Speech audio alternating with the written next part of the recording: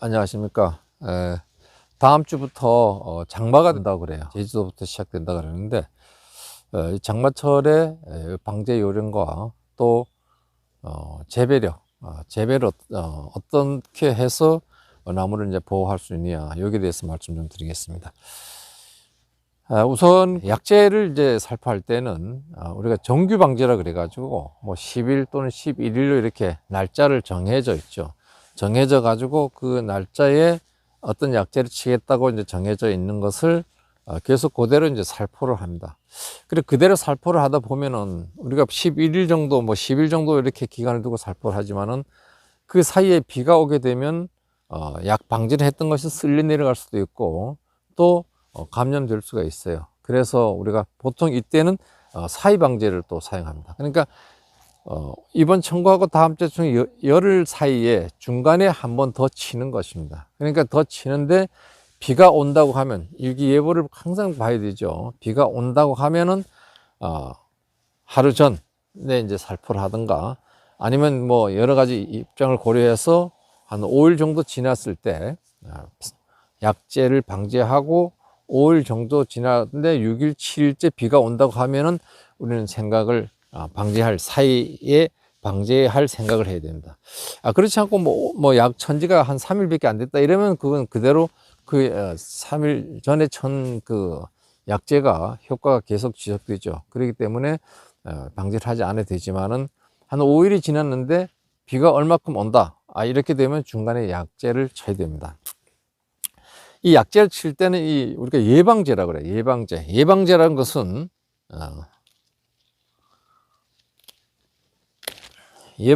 것은 우리 약재들이 이파리에 이렇게 묶게 되는 거죠. 약재가 이렇게 이파리를 싹 하고 물론 과일에도 이제 싹 이렇게 묶게 됩니다. 이렇게 묶게 됐을 때 그 균들이 이렇게 왔을 때 닿게 되면은 이제 죽게 되는 겁니다. 그래서 그러한 예방제가 우리가 다이센 45. 다이센 45는 이제 6월 중순 이후부터 이제 사용해요. 그 다음에 이제 안트라콜. 안트라콜은 6월 전, 그러니까 5월 말까지 우리가 지금까지 안트라콜이 이제 썼죠. 작용 기작이 지금 얘기하는 것이 카입니다. 카. 그러니까 예방제, 보호 살균제라고 합니다. 그리고 또 비침투세린. 그거는 이파리 속에 약이 들어가지 않기 때문에 침투를 하지 않기 때문에 비침투성 보호제 이렇게 얘기도 합니다. 그러니까 그 다음에 캡탄, 델란, 후론사이드, 포리람, 아로빈 이런 약재들이 있습니다. 델란은 마크피카 외에는 다른 거 쓰지 마라 이렇게 되어 있습니다. 그리고 이때는 우리가 전착세를 써야 되는데 비가 많이 온다고 하면은 우리가 고착성 써야 돼요. 고착성. 그런데 우리가 전착세를 쓰는 것이 제대로 다 못 써요. 보니까 어떻게 쓰는지 잘 모릅니다. 그것은 이제 다음번에 제가 그 전착제 쓰는 거에 대해서 좀 말씀 좀 드리려고 합니다. 그리고 이 전착제 보면 이제 습진성 전착제가 있어요. 그러니까 확산이 잘 되는 거예요. 전착제 싹 하면 쫙 퍼져나가는 그런 습진성 전착제. 그리고 이거는 뭐냐면 잘 퍼져나가고 물의 장벽을 없애서 아주 잘 고루 묻게 하는 것이 이제 습진성입니다. 그런 전착제예요. 그런 전착제를 썼을 때 경우에 비가 오면 어떻게 돼요? 더 얇게 내려가죠. 그래서 전착제는 그런 전착제가 용도가 아닌 고착성 전착제를 사용해야 된다. 이렇게 말씀드리고. 그 다음에 이제 침투성 전착제라고 있습니다. 그 침투성은 뭡니까? 침투성은 이파리 속에 그 전착제가 들어가요. 그러니까 약재가 들어가는 것을 도와주는 것을 역할을 한다고 해서 만든 것이 이제 침투성 전착제라고 그래요. 그런 약재가 있는데, 그런 약재들을 이렇게 작용 기작인 카인 약재, 다시 말해서 다이센이다, 안트라콜이라든가 캡탄, 델란, 프론사이드, 포리람, 아로빈 이런 약재는 필요가 없는 거죠. 그거 쓰면 안 돼요. 전착제를. 그러니까 이런 데는 작용 기작인 카인 약재는 바로 그냥 부착성 있는 전착제를 쓰면 된다. 이렇게 말씀을 드리겠습니다. 약효를 한번 살펴보면은 비가 오기 전에 한 6시간 정도에 6시간 전에 이제 약재를 쳤어요. 좀 전에 말씀드린 그러한 작용 기작이 카인 약재를 쳤을 때 비가 한 15mm에서 25mm 정도 왔다. 짧은 시간 동안에 뭐 그렇게 이제 왔을 때는 6시간 정도에 됐을 때는 약효가 계속 유지가 돼요. 6시간 이내면 약을 다시 치든가, 아니면은 생각을 다시 뭐 뒤에 방제력을 당겨서 치든가, 뭐 여러 가지 이제 생각을 해 보셔야 됩니다. 그 다음에 이제 25mm 이상, 25mm 이상 비가 한 9시간에서 한 11시간 정도에 계속 비가 왔다. 흐리기도 하고 좀 내리기도 하고 해서 25mm 정도 왔는데, 시간은 한 11시간, 9시간에서 11시간 정도 왔다. 이렇게 되면은 그것은 이제 감염이 됐다고 봅니다. 그래서 이러한 그 약을 방지를 하지 않았을 때 이제 감염 얘기가 됩니다. 이렇게 방지를 하지 않았을 때는 요 정도 와도 감염이 되는 겁니다. 그래서 이때는 우리가 방제를 꼭 해야 된다. 미리 방제를 비가 오기 전에 해서 고착성 약 전착제와 함께 방제를 해야 된다, 이런 말씀을 드리겠습니다. 그 다음에 장마가 시작됐어요. 장마가 될 때는 이제 뭐 25mm 이상 100mm 10cm죠. 상당한 양의 비가 옵니다. 이때는 그게 한 2, 3일 정도 이제 장마가 계속 비가 온다고 생각하면은, 이때는 이제 보호제하고 치료제가 같이 써야 돼요. 그러니까 보호제는 아까 얘기했던 그런 약제를, 약제와 그 정량대로 넣어야 돼요. 어떤 그 유튜브 보니까 뭐 다이센 45를 뭐 반 넣고 반 넣고 이러는데, 그건 이제 서울대학교 나온 분들, 연구하신 분들한테 직접적으로 물어봤어요. 제가 마이스터 대학 다녔기 때문에. 그러니까 그런 약제들은 정량을 넣어야만 효과를 가져온다, 이렇게 얘기를 해요. 그래서 우리가 작용기장이 카인 예방제를 정량 넣거나, 아니면 또 침투성 약제, 그것도 정량 넣고, 각자 틀리잖아요.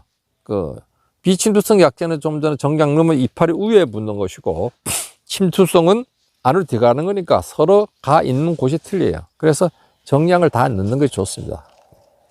다만 이제 그런 걸 염두를 해줘서 그렇게 넣지 마라 하는 것 같은데, 농도가 짙어지면은 이 나무들이 좀 힘들어 할 수가 있어요. 그런 거를 이제 고려하는 것 같은데, 그거보다는, 그러니까 그런 걸 고려할 때, 그럼 약제를 언제 쳐야 되느냐? 아침에 쳐야 됩니다. 아침에 이슬이 이렇게 있을 때도 괜찮아요.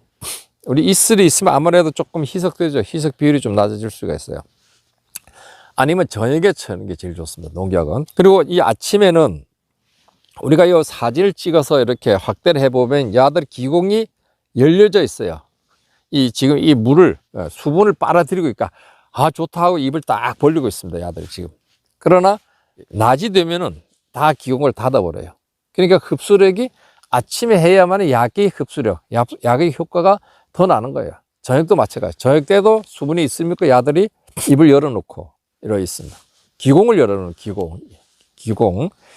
그렇게 되어 있기 때문에 아침에 일찍 약 치면은 효과를 더 잘 본다. 이렇게 낮에 치면은 약해 우려서 있어요. 뭐 칼슘제 이런 거는 25도 넘으면 안 돼요. 그래서 그 다음에 이제 폭우시 100mm 이상 이제 비가 왔다, 계속 오고 있다, 이러면 이제 치료제입니다. 치료제는 이제 EBI계라 그래가지고 살림꾼, 뭐 실바코, 시스템, 프르겐, 아테미, 그 다음에 트라후민, 트리후민, 이런 약제를 칩니다. 치는데, 여기서는 EBI계 중에서 우리가 아주 알아야 할 것이 있어요. 여기에서 갈반병이 있는 잎이 떨어지는 거예요. 실바코라든가 살림꾼, 이런 약제는 쳤을 때 이제 잎이 떨어지는 효과죠. 그래 도리어 뭐 악화된다, 이렇게 표현들 하는데, 이것은 이제 8월 이후에 이 약제를 쓰게 되면은 병든 잎은 떨어져요. 그러니까 우리는 지금은 치료를 계속하고 막 하지만은 뭐 8월 달 이후가 되면은 어떻든 간에 병이 있던 잎이라도 있는 것이 좋아요. 광합성 작용을, 그때는 뭐 이 광합성 작용을 해야만이 과일이 맛이 나니까 없는 것보다 나은 거예요. 그렇기 때문에 그때는 약을 쓸 때는 이러한 EBI계를 쓸 때는 알아보고 치셔야 돼요. 그러니까 그 전에 재작년인가 그 밴드에, 김경문 밴드에 보니까 이런 그 갈반병이 잎이 다 떨어졌다고 아주 약을 쳤는데 잎이 떨어졌다고 해서 엄청나게 가슴 아파하는 그런 것을 그 밴드상에서 이제 봤어요. 그거 봤을 때는 욕을 모르는 거죠. 이걸 모르고 사람들이 또 약재를 파는 데서 그냥 지금 치료제 주세요 하니까 이제 이걸 좀 이비약계를 확 줘가지고 약재를 천 거예요. 그러한 경우가 있고, 우리 약재는 그러다 보면 결국 장마철에 보면 오히려 한 번씩 계속 약을 취해야 되는 그런 상황이에요.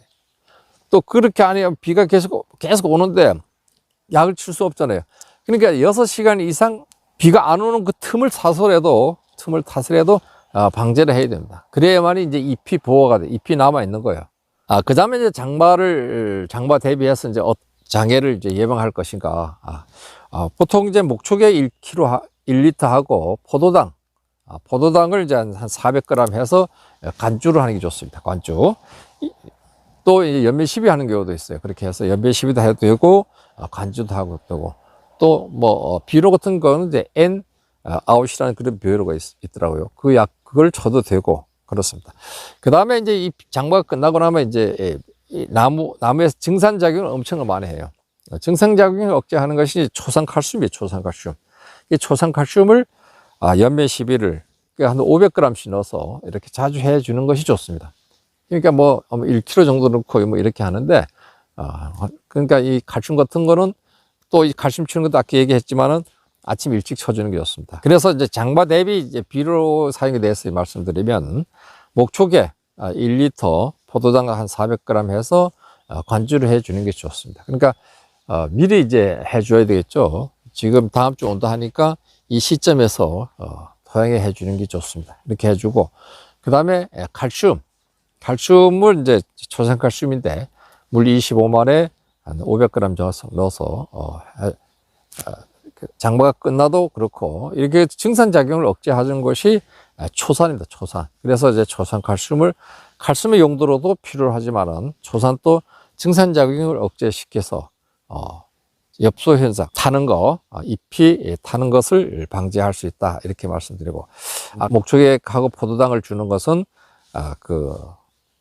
토양에 주게 되면 이제 미생물들을 통해서 이제 분해를 하죠. 분해 과정을 거쳐서 또 이 유기산 물질이에요.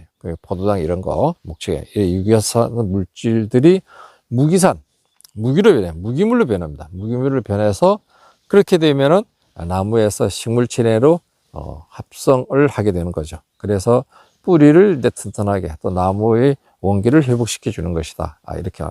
그러니까 이제 이때는 장마가 되면은 배수 관리를 잘해야 된다. 배수 관리. 그러니까 물이 고여 있으면 잔뿌리가 썩어요. 썩으면 뭡니까? 물을 끌어올리지 못해요. 증산작용을 한다 그러죠. 증산작용을 하면 물이 날아가잖아요. 날아가는데 밑에서 물이 못 올라오면은 잎이 타는 겁니다. 그런데 타는데 광합성 작용도 못하는 그 그늘진 곳이 타요. 광합성 작용도 못하면서 증산만 뺏기는 그런 잎들은 타게 돼요.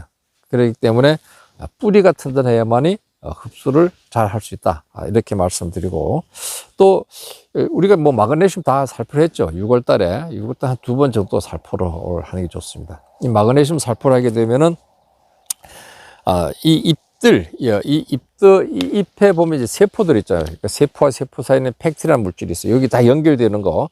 사진을 아침에 찍어서 보면 이렇게 틈이 다 보이고, 낮에 사진 찍어서 확대해 보면 틈이 덜 보입니다.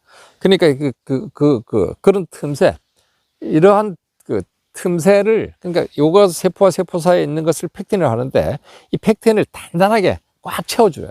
그래, 마그네슘이 그렇습니다. 그래서 우리가 꽉 채워주는 게 잎이 두껍다고 얘기하잖아요. 잎이 두꺼우면 뭡니까? 그렇게 꽉 차니까 병균들이 그 틈새로 들어가지 못해요. 그렇기 때문에 마그네슘을 2번 터주는 것이 좋다. 이렇게 말씀드리고, 오늘은 이제 여기까지. 그러니까 목초계하고 포도당을 관주해 주시는 것이 좋겠다. 이렇게 말씀드리고, 또 초산칼슘을 쳐주는 거, 또 초산칼슘을 이제 여러 번 쳐주는데,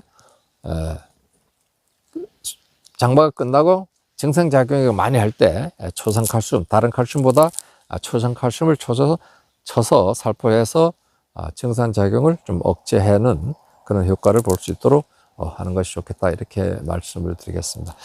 오늘 말씀드린 것은 이제 앞으로 비가 왔을 때 사이에 또는 약재를 앞으로 당기는 거 하고 사이 방제 5일이 지났을 때 방제하는 거 하고, 그러나 장마가 아주 기속적으로 5일, 6일 계속 칠 시간이 없을 때는 그 사이에 비가 뭐 한 6-7시간 안 온다. 그걸 타면 그냥 약을 쳐야 돼요. 근데 그때는 방제를 하려는 게 땅이 물러져 놓으니까 참 곤란합니다. 그렇게라도 해서 나무 잎들을 보호를 하고 탄저병 같은 거, 갈색하고 탄저가 다 걱정이 되죠. 그 외에는 뭐 그렇게 걱정을 안 해야 돼. 겨무리 썩은병 이런 거 있습니다. 겨무리 썩은병하고 탄저병하고 갈색무리병 요 세 가지인데 요 세 가지 방제를 좀 잘 하셔가지고 금년도에도 참 금년도는 너무 힘든 거죠. 저온 피해가 좀 다 왔어요. 다 왔고 저도 뭐 이 홍로는 거의 뭐 색깔이 이상하고 막 생김새도 모양이 이상합니다. 이상하고 후지도 이 밑부분은 다 얼었어요. 그래서 밑부분에 사과를 많이 달려야 되잖아요. 밑부분에 사과가 없어요. 없고 상부 쪽에만 사과가 있습니다. 아무튼 뭐 자연을 하는 걸 어떻게 할 방법이 없어요. 그러니까 열심히 하는 방법밖에 없습니다. 오늘 여기까지 하겠습니다. 그 구독 좀 해주시면 감사하겠습니다. 오늘 또 좋은 하루 되십시오.